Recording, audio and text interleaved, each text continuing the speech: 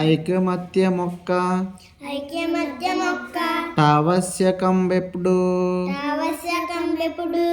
దాని బలిమినంత యైనగూడు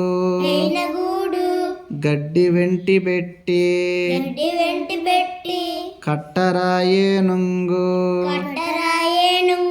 విశ్వదాభిరామ వినురవేమ.